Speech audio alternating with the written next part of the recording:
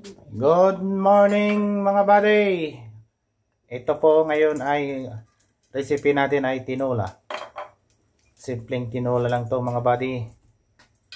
Mix natin ang ang kanyang ingredients, sibuyas at saka luya. Okay, gigisa lang natin. Madali lang to mga buddy. Itong saka lalagyan natin ng margarine.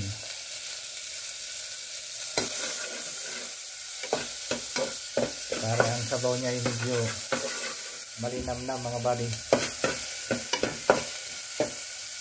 Lalagyan natin ng luya.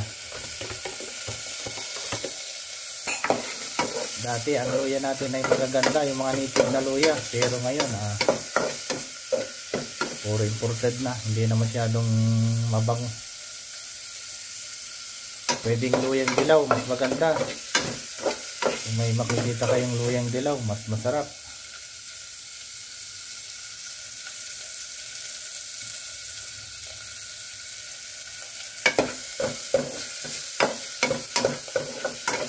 Mix nyo lang ng konti, tapos pwede nang ihulog ang ng manok. Ang manok natin mga buddy ay 45, hindi native. Ay mga 45 days, pero sabi nila 36 days na lang.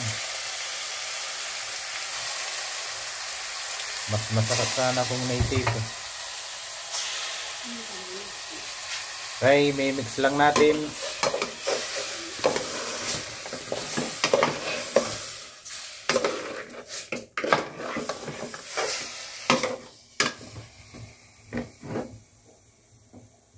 Saka lalagyan natin ng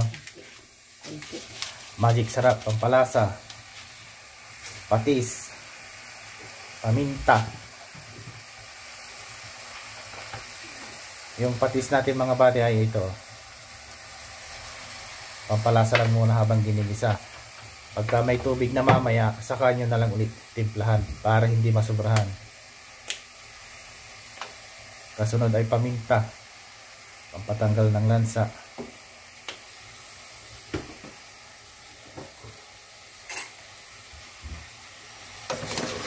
Mixan natin ng konti.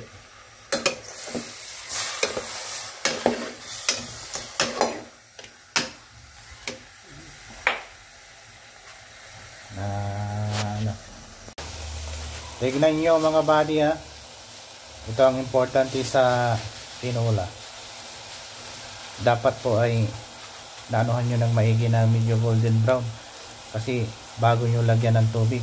Dahil pag hindi masyadong golden brown mga buddy, malalasahan nyo sa sabaw niya. Medyo malagsa.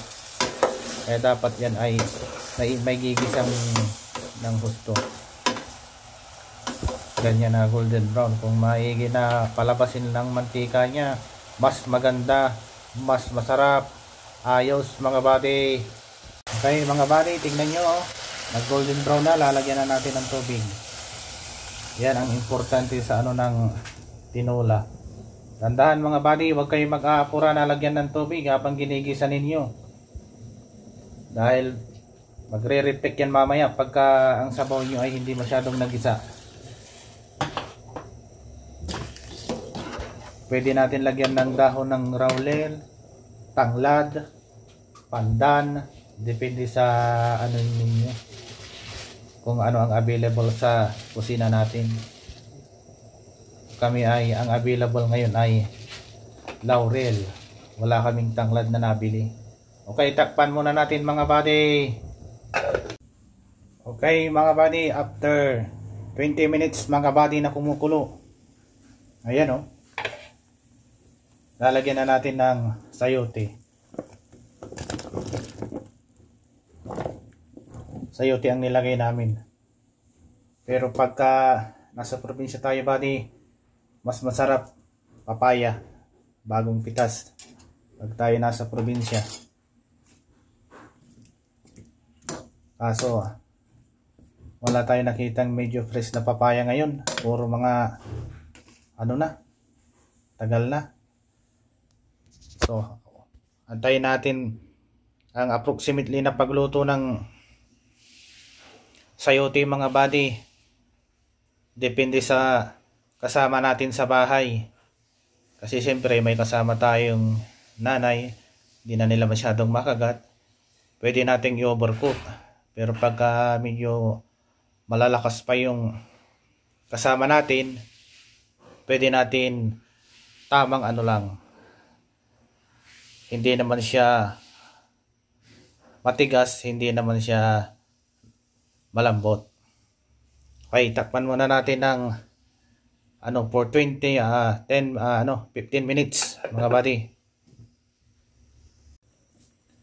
Ito mga buddy, 15 minutes na.